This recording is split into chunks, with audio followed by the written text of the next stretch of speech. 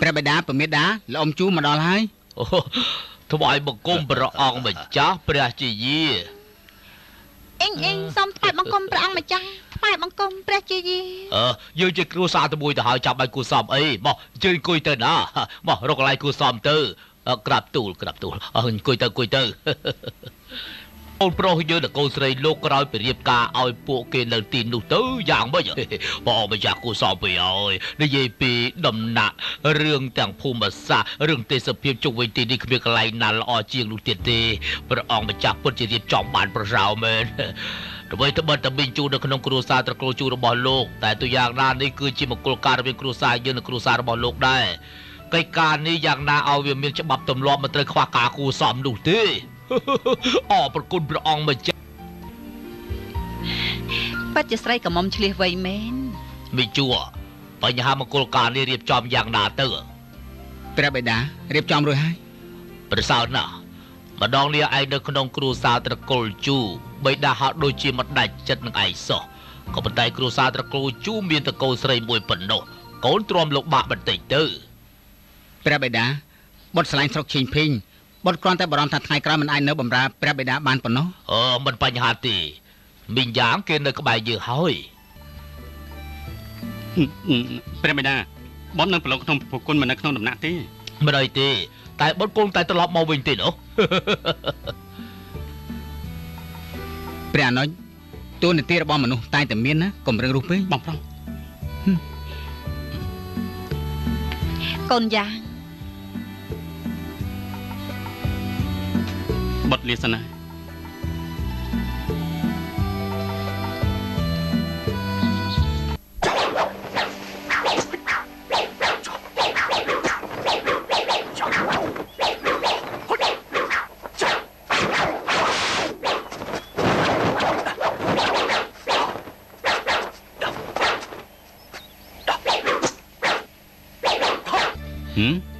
យ៉ាងដឹងថាអ្នកប្រុសមិនចង់ជួបយើងចំណែកយើងក៏មិនចង់ជួបអ្នកប្រុសដែរប៉ុន្តែព្រោះតែរឿងរបស់សៀងឈីងយើងត្រូវតែមកមើលនាងដើម្បីសុំទោសនាង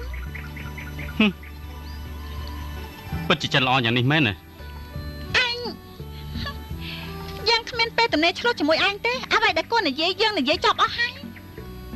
យើងក៏ដឹងដែរយើងខ្លាចតែនិយាយពីរឿងអាក្រក់របស់ឯងប្រាប់ពុកយើងធ្វើឲ្យខកការរបស់ឯងតែប៉ុណ្ណោះមែន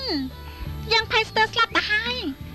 បើសិនជាចង់បំបែកបំបាក់ពួកយើងសូមឲ្យឆាន់តិចទៅពីព្រោះយើងនឹងបងប្រុសឯងចិត្តដល់ពេលរៀបការទៅហើយទោះជាពួកយើងមិនចេញមុខក៏ពួកឯងទៅពីរនាក់មិនប្រកាសថារៀបការបានដែរពីព្រោះបងប្រុសរបស់យើងគឺមិនស្រឡាញ់យើងតតែសោះណាគាត់ស្រឡាញ់ខ្ញុំឬក៏អត់នោះមិនក៏ឯងដឹងទៅ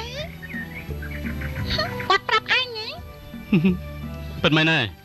យើងយល់ចិត្តរបស់បងប្រុសយើងណាម្យ៉ាងទៀតនាងវាមិនសមខ្ញុំមិនសមឲ្យគេមកដណ្ដឹងខ្ញុំហើយក៏មិនមែនឲ្យគេមកនៅគ្រួសារយើងដែរនេះជាការរៀបចំរបស់ចាស់ទុំតែប៉ុណ្ណោះទេអញចង់និយាយថាបងប្រុសឯងមិនស្រឡាញ់យើងតែត្រូវតែស្ដាប់បង្គាប់ឪពុកម្ដាយមែនទេគេមិនមែនជាមនុស្សល្ងងគ្មានកំណត់ឯណាចាំមិនស្ដាប់បញ្ជាគេធ្វើអីឯងស្មានតែគេក្មេងអាយុ3ឆ្នាំហ៎នាងស្អីក៏មិនដឹងនាងអត់យល់ចិត្តបងប្រុសខ្ញុំសោះយើងក៏ចង់ស្ដាប់ដែរតែយើងមានត្រង់ណាដែលមិនយល់ចិត្តគេឬមួយក៏អញអត់ដឹងទេគេប្រហែលជានិយាយប្រាប់ខ្ញុំមែនទេគេចូលចិត្តហូបអីផឹកអីប្រើដានប្រភេទណាហើយជាគុណអីគេស្អប់អីខ្លះអាយ៉ាឯងនិយាយលឿនពេក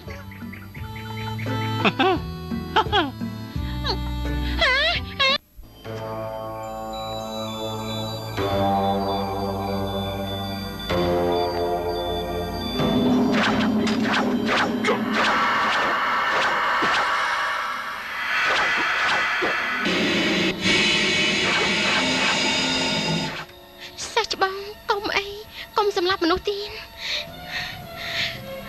កុំតកែស្រីយ៉ាងម៉េចអ្នកប្រុសទៅមិនក៏ប្រញាប់មកវិញម្លេះខ្ញុំមករកតកែស្រីហូបស្រាណាចម្លែកមែនអ្នកប្រុសតែងតែរំលឹកខ្ញុំថាហូបស្រានាំទៅទុកព្រួយកាន់តែខ្លាំងហេតុអីទៅមានបញ្ហាស្មុគស្មាញហ៎ខ្ញុំលើថាបងប្រុសអ្នកប្រុសចិត្តរៀបការជាមួយអ្នកនាងជូទៅហើយក្នុងនាមអ្នកប្រុសជាប្អូនគួរតែជួយគេផងខ្ញុំយល់ថាគេរៀបការជាមួយបងប្រុសខ្ញុំមិនបានសម្រេចនោះទេគេអ្នកប្រុសចង់និយាយពីអ្នកនាងជូមែនទេ អ្នកប្រុសគួរអស់សំណាចណាស់គេរៀបការជាមួយបងប្រុសអ្នកប្រុសក្នុងនាមជាប្អូនមិនក៏អាចហាមឃាត់គេបានអេលោកត្រាតែអ្នកប្រុសស្រឡាញ់គេដែរស្រីគ្មានច្បាស់ទម្លាប់ដូចគេអញ្ចឹងរឿងអីខ្ញុំស្រឡាញ់គេនោះកុំនិយាយយ៉ាងនេះអីអ្នកប្រុសមិនចូលចិត្តឲ្យគេរៀបការជាមួយបងប្រុសអ្នកប្រុសប្រហែលជាអញ្ចឹងរឿងថ្ងៃក្រោយគ្មានអ្នកណាស្មានត្រូវទេក៏ប៉ុន្តែអ្នកនាងជូនឹងក្លាយទៅជាកូនកំមុំរៀបការនោះបានន័យថាគេក៏ក្លាយទៅជាមុខសញ្ញាថ្មីរបស់អាគីខ្ញុំយល់ថាអ្នកប្រុសគួរតែការពារគេអាយ៉ាអ្នកនាងស្លៀកពាក់អញ្ចឹងពិតជាស្អាតអស្ចារ្យហើយថ្លៃថ្នូរទៀតបាត់មែនទេមានតែពេលរៀបការទៅអាចស្លៀកពាក់ស្អាតយ៉ាងនេះបានមែនហើយម្យ៉ាងទៀតគេរៀបការជាមួយអ្នកប្រុសគ្រួសារព្រះអង្គម្ចាស់ទៀតផងអ្នកនាងអ្នកនាងពិតជាមានសំណាងល្អដោយសារតែសម្បត្តិទាំងនេះទើបអ្នកនាងព្រមរៀបការមែនទេតាមមានរឿងអីមិនបាននោះពេលព្រោះគេមានអំណាចហើយមានចរិតល្អសភាពទន់ភ្លន់ហើយចេះល្អនឹងខ្ញុំទៀតផងមែនហើយអ្នកប្រុសល្អនឹងអ្នកនាងរឿងនេះអ្នកណាក៏ដឹងដែរដឹងទាំងអស់នឹងបាត់មែនយើងចង់ឲ្យមនុស្សក្នុងពិភពលោកដឹងទាំងអស់ហើយសរសើរខ្ញុំទៀតមែនអ្នកណាក៏សរសើរអ្នកនាងអាយ៉ាអ្នកប្រុសមីងល្អនឹងអ្នកនាងណាស្រីកមុំស្រុកណាក៏សរសើរអ្នកនាងដែរនោះគឺជាការប្រសើរណាស់អ្នកប្រុសធំសុភាពរៀបសារមិនចេះកាច់រៀងសោះភ្នែកទាំងពីររបស់អ្នកប្រុសពិតជាខុសពីអ្នកផ្សេងមិនដូចគ្នាទេគួរឲ្យចាប់ចិត្តណាស់មានម្ដងនោះអ្នកប្រុសឲ្យខ្ញុំទៅជម្រាបអ្នកនាងគាត់និយាយប្រាប់ខ្ញុំមួយម៉ាត់រហូតដល់ពេលខ្ញុំនៅចាំសម្លេងរបស់គេដូចជាដៃឆក់គួរឲ្យរន្ធត់គួរឲ្យតក់ស្លុនអាចរៀបការជាមួយគាត់ខ្ញុំក៏សុខចិត្តដែរគាត់ជាមនុស្សគួរឲ្យស្រឡាញ់ខ្លាំងណាស់កុំយល់សព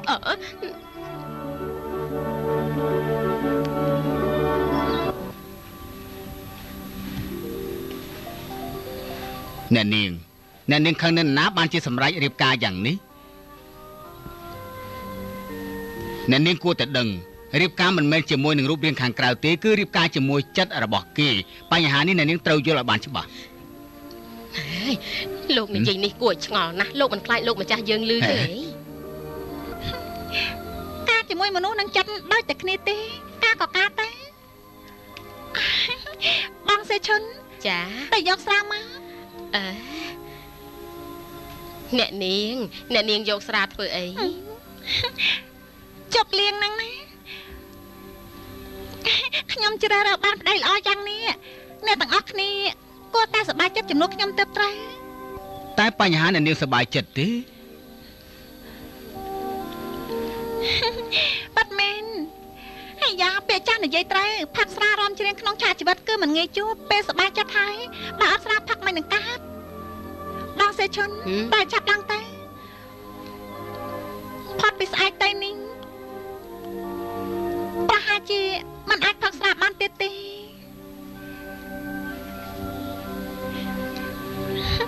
តែអាចចាប់ឡើង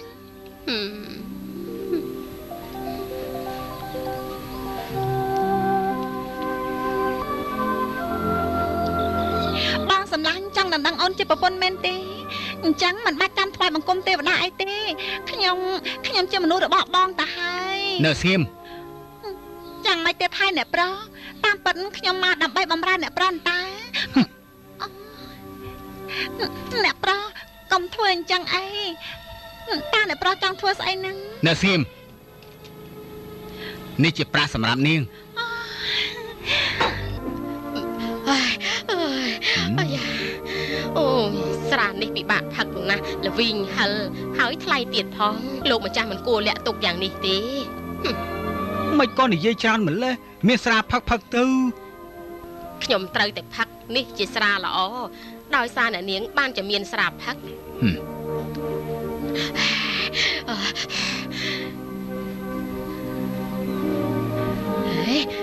លោកមើលចុះគួរឲ្យឆ្ងល់ខ្លាំងណាស់ខ្ញុំអត់ស្វឹងអ្នកនាងបែរជាស្វឹងទៅវិញនេះគឺដូចជាមនុស្សបុរាណតែងតែនិយាយថាស្រាមិនធ្វើឲ្យមនុស្សស្វឹងខ្លួនស្វឹងស្អីខានស្អែកអ្នកនាងរៀបការហើយ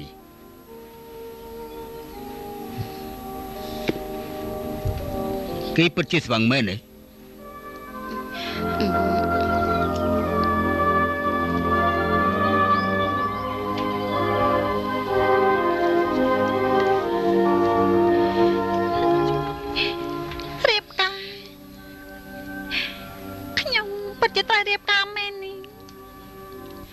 ហើយយ៉ាលោកម្ចាស់លើកក្រៅកំភ្លេច លោកចាស់ជើញចូលទៅមកលោកម្ចាស់កំអាលជើញទៅចូលទៅមកលោកម្ចាស់លោកម្ចាស់ជើញចូលយូរណាស់ហើយមិនដែលឃើញមែនហើយចំណឹកលោកណារវល់ទៅណា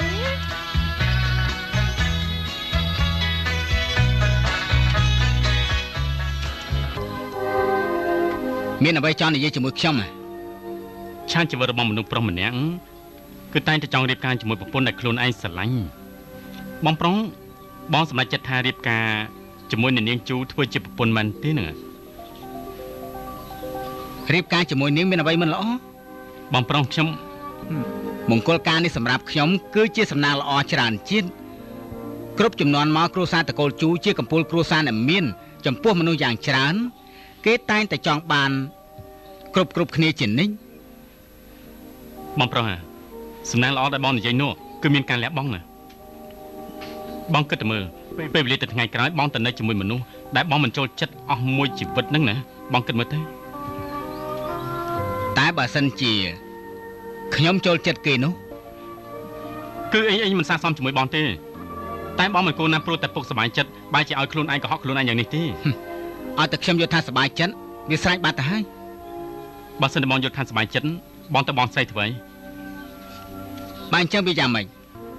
ខ្ញុំទៅនេះគ្រាន់តែជាការសាកល្បងសេរីភាពបងប្រុសឈប់និយាយទៀតទៅបើឯងហាមឃាត់យើងឲ្យឈប់រៀបការជាមួយអ៊ីងយើងប្រហែលជាសង្ស័យឯងក៏ស្រឡាញ់នាងដែរមិនពិតទេបានណាយប់ជ្រៅហើយឯងទៅសម្រាប់ទៅឲ្យតែអ្នកទាំងអស់គ្នាសប្បាយចិត្តខ្ញុំក៏គ្មានអ្វីគួរប្រកែកទៀតដែរមង្គលការនេះគ្មានអ្នកណាគេសប្បាយចិត្តនោះទេ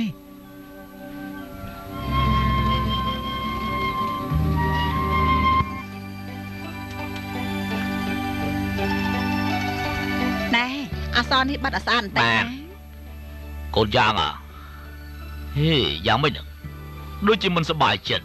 ព្រោះរឿងអីចង់ឲ្យបត់សប្បាយចិត្តកូនយ៉ាង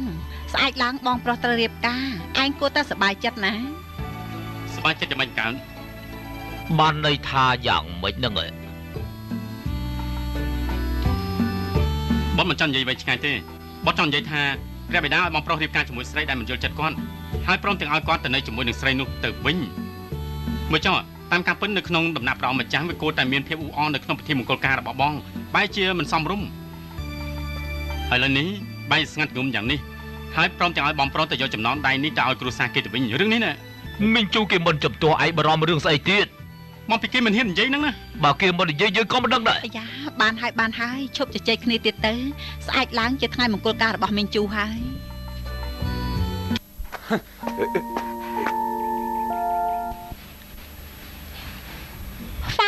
ហ្វាគូតែឯងនៅសង្ស័យពីរឿងអីទៀតឯងនេះជាស្អីដែរទេអញរៀបការក្នុងដំណាក់ព្រះអង្គម្ចាស់ចេញផាំងជាសំណាងល្អរបស់ឯងហើយ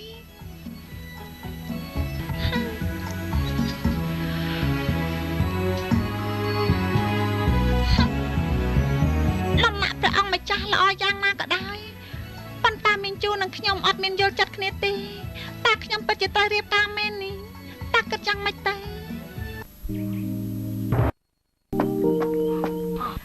មនុស្សយើងត្រូវរស់ឲ្យមានកិត្តិយសធ្វើយ៉ាងណាកុំភ្លេចអញមកនេះព្រោះតែយិនសិនឈាមមិនមែនព្រោះតែរឿងស្នេហាទេឬទេដាច់ខាតកុំឲ្យភ្លេចខ្លួនឲ្យសោះហើយយើងមិនទៅល្ងងយ៉ាងនេះទេយើងទៅតាមរកយិនសិនឈាមរួចហើយរត់តែម្ដង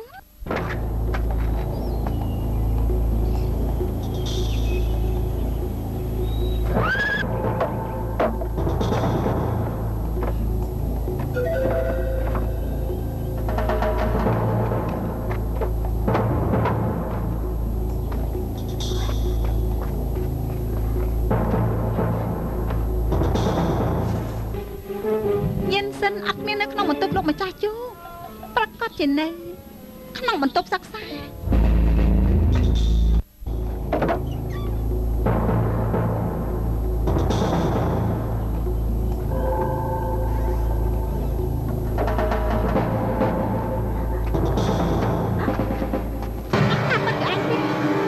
នេះ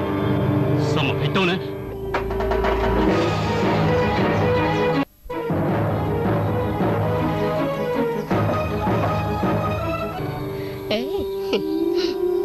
ខ្ញុំត្រូវតែងខ្លួនឲ្យស្អាតបន្តិចឲ្យឆាប់ឡើង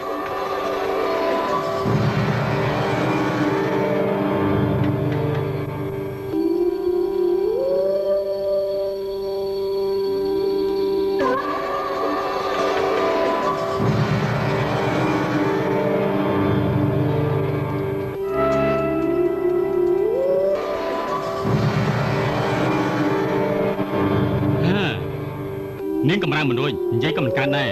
ប្រកាសជាអបសក់ខ្លាំងណាស់ហើយបើសិនជានាងចង់និយាយញាក់ភ្នែកដាក់ខ្ញុំបន្តិចទៅបញ្ជាក់ឲ្យខ្ញុំដឹងផងខ្ញុំមើលមិនតាន់ឃើញទេណាញាក់ភ្នែកតិចទៀតទៅបានញាក់ខ្លាំងតិចទៀតមើលបានណាខ្ញុំឲ្យនាងនិយាយចុះយ៉ាងម៉េចហ្នឹងនៅស្ងៀមទៅ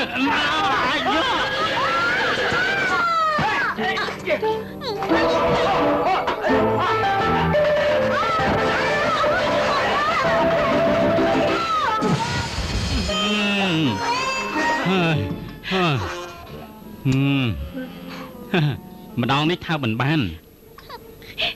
តើអញចង់យ៉ាងម៉េចមនុស្សថោកទៀតតើអញចង់យ៉ាងម៉េចខ្ញុំគ្មានចង់យ៉ាងម៉េចទេខ្ញុំគ្រាន់តែជាចៅព្រាននារីឯណាណែឲ្យស្ងៀមតាំងចិត្តស្ងប់ទៅនាងក៏ដឹងដែរខ្ញុំមិនមានកំណត់អាក្រក់យ៉ាងណាចំពោះនាងនោះទេពីបាននិយាយដែរតាមពិតនឹងខ្ញុំចាប់ខ្លួននាងមកទីនេះគឺព្រោះតែហាមឃាត់នៅសម្បត្តិអាក្រក់កើតឡើងឬមង្គលការគឺមិនសប្បាយចិត្តកើតឡើងណាមិនបាច់និយាយវែងឆ្ងាយទេមានការឯនិយាយឲ្យឆាប់ទៅខ្ញុំមិនចង់ឲ្យនាងរៀបការជាមួយបងប្រុសខ្ញុំហើយក៏មិនចង់ឲ្យបងប្រុសខ្ញុំទៅដឹងនាងដែររវាងខ្ញុំហើយនឹងគាត់តើមានតើតងអីនឹងឯងទេគាត់ជាបងប្រុសតែមួយគូរបស់ខ្ញុំរឿងរបស់គាត់គឺខ្ញុំត្រូវតែឈឺឆ្អាលនិយាយតាមការពិតទៅណាមើលតែនាងគឺដូចជាជនអាក្រក់មើលឃើញទ្រព្យសម្បត្តិគេច្រើនយ៉ាងនេះគឺដូចជាកូនអ្នកមានសេចក្តីថ្លៃថ្នូរតិចតួចខ្ញុំយល់ថានាងមិនសមទេនិយាយតែផ្ដាស់ឯងនិយាយនេះតើបានន័យថាម៉េចទេកុំខ្លាចពេកមើលខ្ញុំខ្លាចណា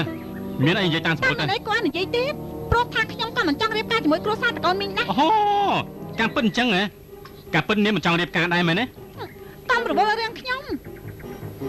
ប្រាប់យ៉ាងមកហេតុអីបានជាថាយើងមិនសាសមជាមួយបងប្រុសឯងបងប្រុសខ្ញុំគឺជាអ្នកប្រុសធំនៅក្នុងដំណាក់ព្រះអង្គម្ចាស់ជីងផឹងហើយរឿងអីដែលរៀបការជាមួយអ្នកផ្ទះរបស់នាងនោះហើយម្យ៉ាងទៀតនោះមើលទៅរូបរាងរបស់នាងដូចជាល្អដែរនៅជាមួយមនុស្សចាំមិនសៀតដូចឯងចាំមិនគិតអីទៀតការពិតខ្ញុំក៏ដឹងដែរសភាពរបស់នាងគឺឆេកឆាងធ្វើជាកូនរបស់អ្នកមានគឺមិនជាការងាយនោះទេ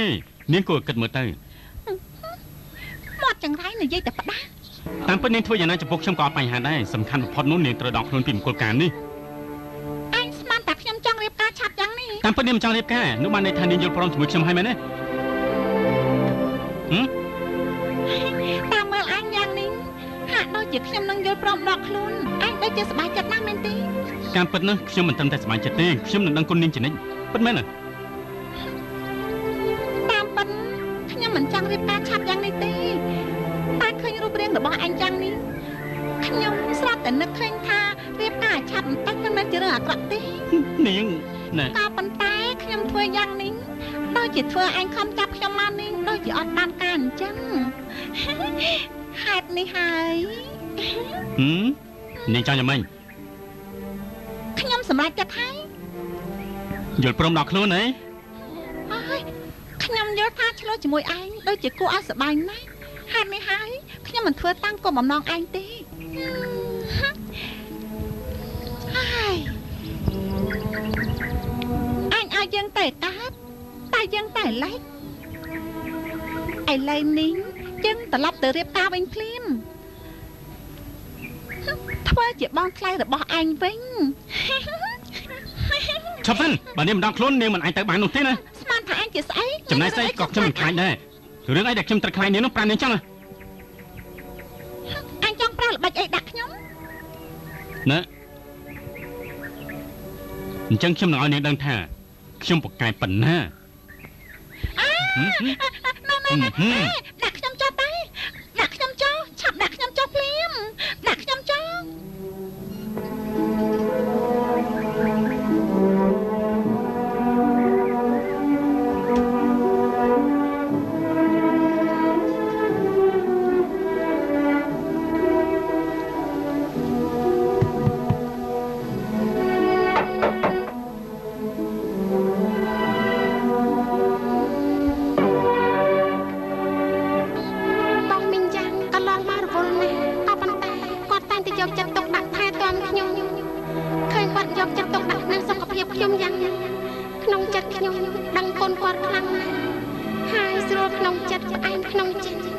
ខ្ញុំសង្ឃឹមថាមួយជីវិតនេះនៅក្បែរគាត់រហូត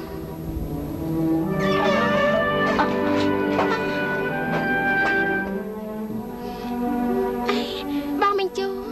រកខ្ញុំមានការអីសៀងឈិញខ្ញុំចង់ឲ្យនាងកំដរខ្ញុំទៅគ្រួសារតកូលជូមើលអីផងយ៉ាងម៉េចនឹងស្អាតរៀបការទៅហើយយប់នេះនៅនឹកគាត់ចង់ទៅជួបគាត់ទៀតតាមែនទេ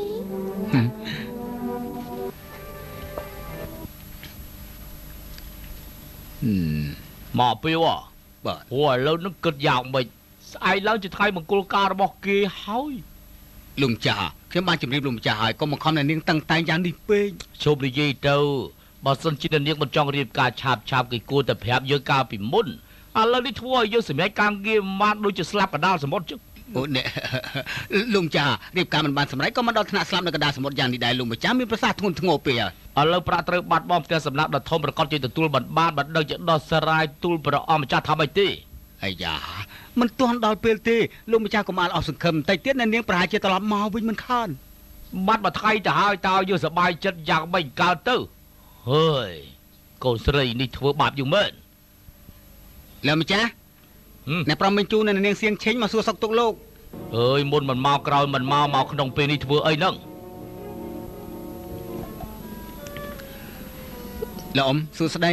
លោកអ៊ំជូសួស្ដីក្មួយព្រោះយុទ្ធថ្មនេះហើយមកលេងខ្ញុំទៀតអីស្អែកជាថ្ងៃមង្គលការហេតុនេះហើយខ្ញុំមកមើលលោកអ៊ំតើត្រូវការខ្ញុំជួយដែរឬមួយក៏អត់ទេក្មួយព្រោះក្មួយចិត្តបានមែនតែអ្វីគួររៀបចំរួចទៅហើយក្មួយកុំបារម្ភអីឆាប់ទៅវិញសម្រាប់ចុះស្អែកឡើងណាគឺមានកម្លាំងធ្វើជាកូនកំឡោះពួកឯងត្រូវ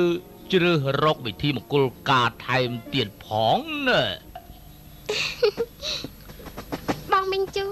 ថ្មីត្បិតរៀបការជារឿងសំខាន់នៃឆាកជីវិតតែបងដូចជាតក់ស្លុតពេកហើយទេមិនតក់ស្លុតអីទេ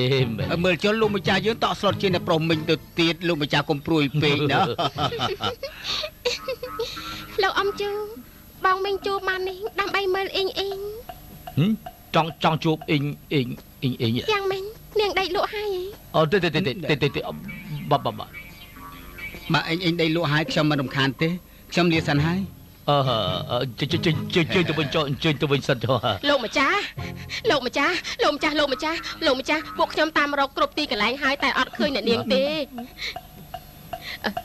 អ្នកនាងបាត់ខ្លួនហើយតើគិតយ៉ាងម៉េចទៅលោកម្ចាស់នាងនិយាយទៅមើលគិតអាម៉េចទៅ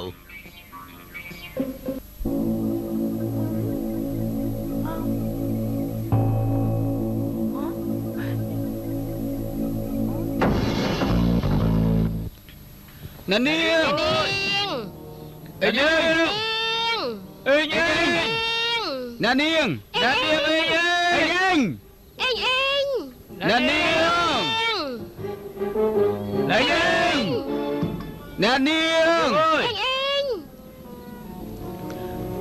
លោកមេកាម៉ាយើងចែកផ្លូវគ្នារកទៅលោកនាំគ្នាទៅទិសខាងកើតខ្ញុំនឹងសៀងឈិញទៅព្រៃខាងលិចតាមរកអ៊ីងណាបាទអញ្ចឹងទៅចុះពួកឯងមកតាមយើងភ្លាមមកនាងអើយនាងអើយអ៊ីងមើលតែម្នាក់ឯងតាណាទៅណាមើលទៅរឿងនេះតាក់ទងនឹងលបងរបស់នាងហើយតាក់ទងនឹងគាត់បងមីងជូខ្ញុំអត់ដឹងថាហេតុអីបានជាបងមីងយ៉ាងធ្វើយ៉ាងនេះទេស្អែកបងរៀបការហើយហេតុអីបានជាធ្វើបាបបងយ៉ាងនេះ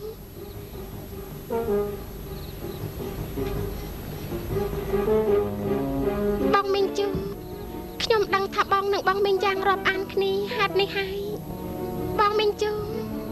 បងមិនចង់រៀបការជាមួយអ៊ីងទេមង្គលការគឺពុកម៉ែជាអ្នកសម្រេចទេតែទោះជាយ៉ាងណាបងត្រូវតែមានកំណត់ខ្លួនឯងតែសំខាន់បំផុតត្រូវតាមរកពួកគេឲ្យឃើញបងមីងជូមិនក៏បងគិតមិនច្បាស់លាស់យ៉ាងនេះហេតុនេះហើយតើបងមីងយ៉ាងជួយបងខ្ញុំមិនត្រូវការគេជួយទេតែអ្វីដែលគេធ្វើខ្ញុំចងចាំក្នុងចិត្តជានិច្ចខ្ញុំក៏ពិបាកចិត្តដែរបងមីងជូបងសៀងឈិញព្រៃនៅខាងមុខពិបាកធ្វើដំណើរណាខ្ញុំទៅម្នាក់ឯងបានហើយនាងទៅជាមួយលោកមេកាម៉ាទៅតាមរកអ៊ីងចុះខ្ញុំ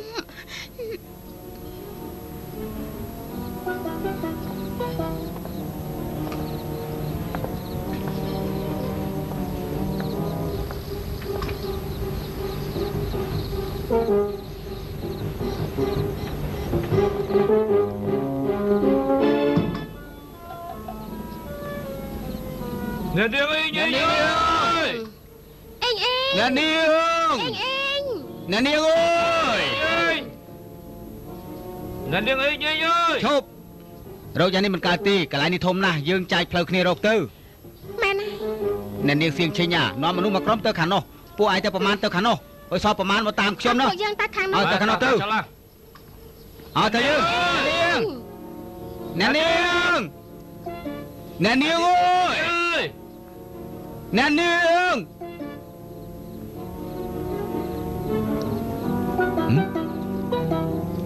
អើពឹសតាមពិតឯងនៅទីនេះទេអ្នកនាងនៅឯណាគាត់នៅឯណាហ៎ឯងប្រាប់យើងមកបើសិនជាឯងបានដឹងថាអ្នកនាងនៅឯណាឆាប់នាំយើងទៅរកគីភ្លាមទៅឯងចង់ថាម៉េចហ៎គេនិយាយថាសេះស្គាល់ចិត្តមនុស្សឯងចង់ប្រាប់យើងថាអ្នកនេះមិនចង់រៀបការទេឯងមិនបាយប្រាប់យើងក៏យើងទីត្រូវដែរមែនហើយបើយើងនៅជាមួយអ្នកនាងរស់នៅជាមួយគ្នារយៈពេលមិនយូរប៉ុន្តែយើងស្គាល់ចិត្តរបស់គេច្បាស់ណាស់គេដៃខាត់មិនធ្វើជាមនុស្សចង់បានមានប្រាក់ទ្រព្យសម្បត្តិទៅក្បត់ចិត្តខ្លួនឯងនោះទេគេជាមនុស្សសុខចិត្តលះបង់ផ្ទះសំណាក់ដ៏ធំគ្រាន់តែចង់បានយិនសិនឈាមតែប៉ុណ្ណោះគេជាស្រីល្ងងម្នាក់ណាឯងដឹងទេបើសិនជាយើងចាប់ខ្លួននាងត្រឡប់មកវិញក្នុងពេលនេះនោះប្រកាសជាមានរឿងបង្ខំឲ្យរៀបការមួយកើតឡើងមិនខានទេនាងរត់បាត់ជាមិនខាននាងរត់ហើយនាងរត់បាត់ហើយបើនាងរត់បាត់យើងទៅតាមរកនាងមកវិញធ្វើអីទៀតតែមែនទេនេះជាគោលបំណងរបស់នាងគោលបំណងរបស់នាងទុកឲ្យទេវតារៀបចំគ្មានអ្វីតាក់ទងនឹងពួកយើងទេពួកយើងនាំគ្នាសម្រាប់សិនទៅណាអ្នកស៊ីស្មៅទៅព្រាននារីព្រានចង្រៃដាងចង្រៃអាចចោលមកស៊ីមនុស្សអាក្រក់ឆាប់ដាក់ខ្ញុំចុះមកយើងមិនភ្លេចទេយើងនឹងសម្លាប់ឯងម្ដង10ដង100ដង1000ដង10000ដងអូយោហើយយ៉ាមើលទៅទីនេះគ្មាននរណាគេមករំខានយើងទៀតនោះទេប្រាប់ឯងឲ្យហើយកុំផ្ដិតដាក់អសោះខ្យល់បត់ត្រជាក់រស្មីប្រច័ណ្ឌចែងចាំងនៅកណ្ដាលព្រៃយ៉ាងនេះពិតជាទិដ្ឋភាពល្អមែនប្រាប់ឯងឲ្យហើយបើសិនជាឯងហ៊ានប៉ះពាល់តាមរៀមដៃយើងមួយយើងនឹងស្លាប់ភ្លាម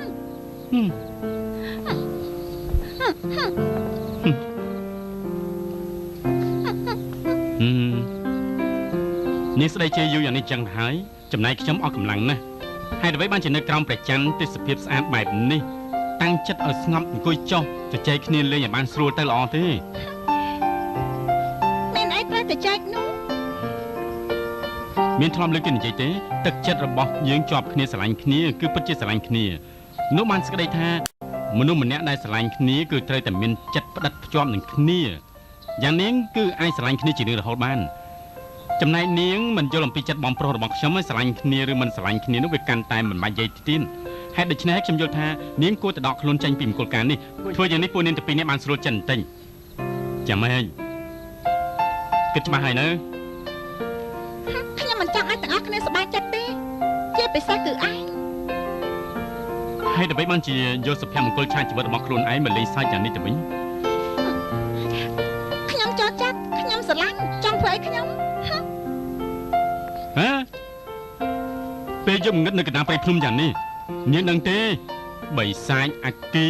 មានមុខសញ្ញាថ្មីនេះគឺស្រីកមុំដែលត្រៀមខ្លួនរៀបការនាងមើលចុះស្លៀកពាក់ពណ៌ក្រហមយ៉ាងនេះខ្ញុំកំពុងតែបារម្ភនាងមិនទាន់ធ្វើការលះបង់ដោយសារតែព្រាននារីខ្ញុំនេះទេគឺខ្លាចតែជាសាកសពកំបិតគេបាត់ទៅហើយនាងប្រហែលជាធ្លាប់ឮសាកសពរៀងស្ងួតនោះអាក្រក់មើលសម្បើមណាស់គួរខ្លាចមុនទើន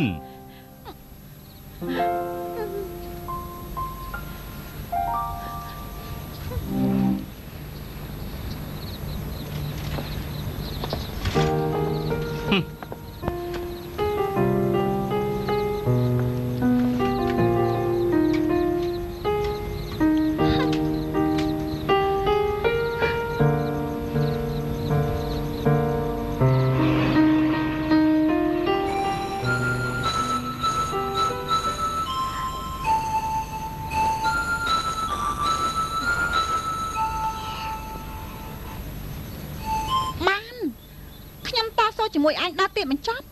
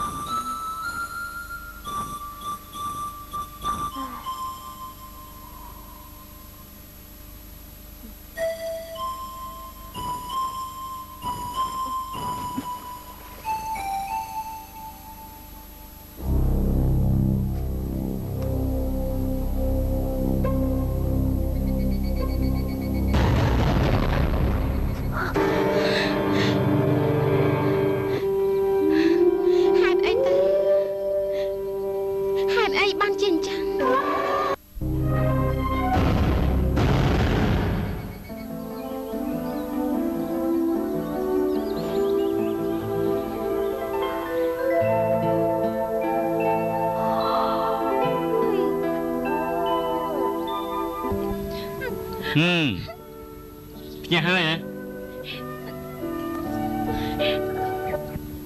យូរណាស់ហើយមិនដែលឃើញថ្ងៃរះទេ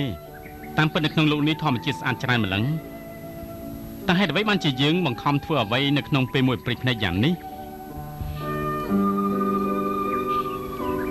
អាសិនជាយើងមិនយល់ព្រមនឹងឯងមិនដោះលែងយើងទេមែនទេ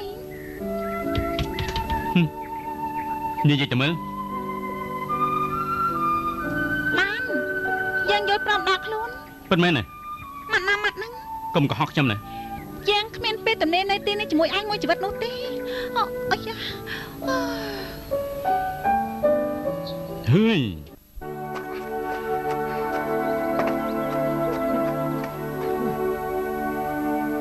trờiជាស្រីទុនខ្សោយឯរតនាបានរកមកយប់ទៅហើយគេប្រហែលជាហើយ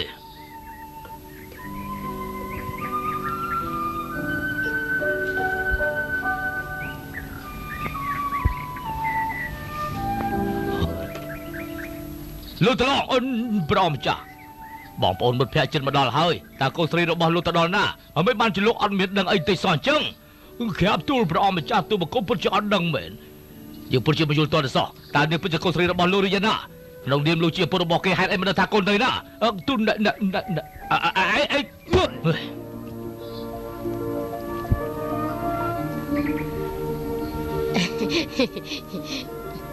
ព្រះបិតាអរុនសួស្ដីលោកបងការប្រយុទ្ធមិញលោកបងទៅណាការប្រយុទ្ធមិញមកមានការរវល់ខ្លាំងណាស់មីងយ៉ាថ្ងៃនេះជាថ្ងៃមង្គលការបងប្រុសរបស់ឯងក៏ប៉ុន្តែកូនក៏មកបែរជាបាត់ខ្លួនទៅវិញហូប៉ុន្មានទេដល់ព្រោះកូនស្រីរបស់ខ្ញុំនឹងប្រហែលជាមកឯងអ្នកណាថាខ្ញុំមិនមកនោះនេះគឺជាផ្ទះរបស់ខ្ញុំកូនស្រីត្រឡប់មកវិញហើយអីព្រះអង្គម្ចាស់មើលទៅពួកយើងប្រហែលជាបានរៀបការគេហើយឈប់សិនយ៉ាងម៉េចទៀតហើយខ្ញុំម្ចាស់ចង់ផ្ដាច់ពេកថាម៉េចហ៎អ្នកនាងជូអ្នកនាងចង់និយាយថាចង់ផ្ដាច់មង្គលការគេចង់ផ្ដាច់ពីងចំជព្រាបដាស់មែននាងបាក់ខ្លួនមួយថ្ងៃហាក់ដូចជាគិតវេះអំពីមង្គលការអញ្ចឹង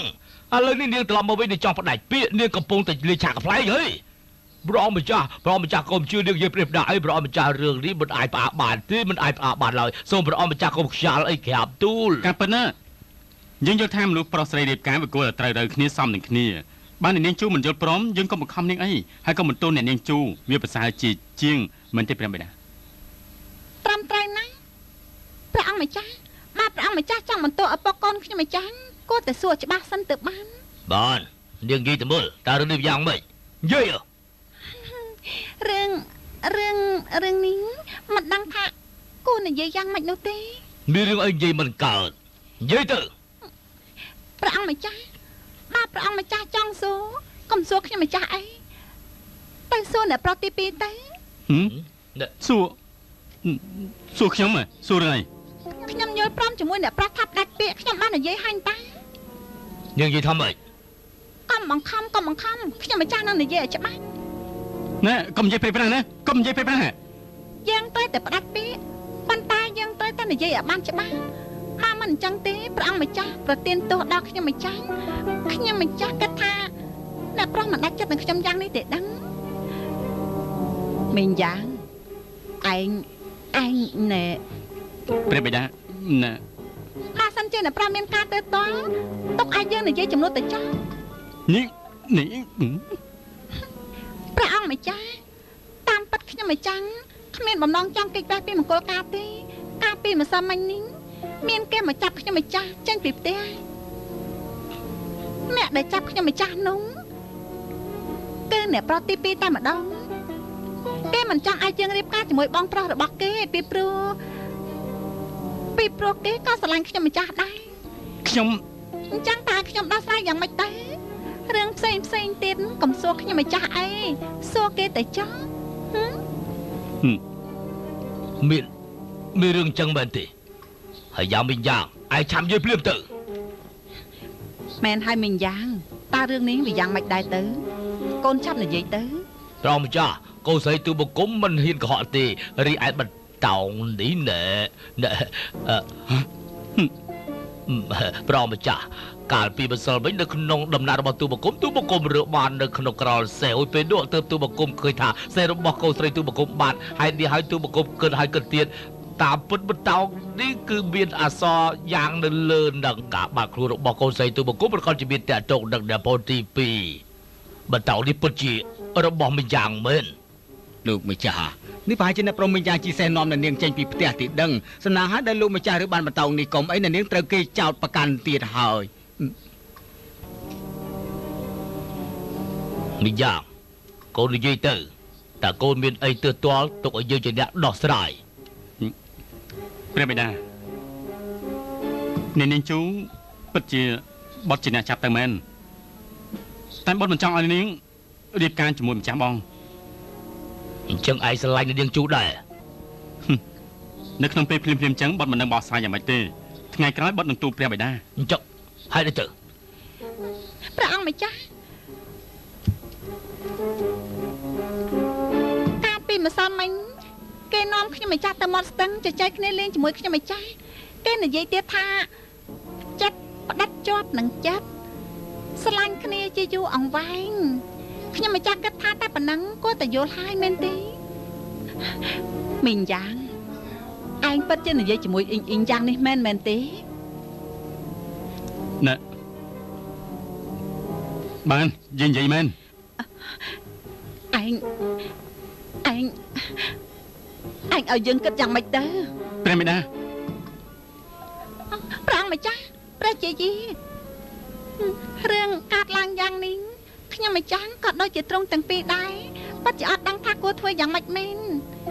ខ្ញុំម្ចាស់គិតហើយគិតទៀតដើម្បីជៀសវាងបងប្អូនទាស់តែងគ្នាខ្ញុំម្ចាស់មានតែធ្វើតាមកំណត់របស់អ្នកប្រុសទី2ឥឡូវផ្ដាច់ពាក្យមុន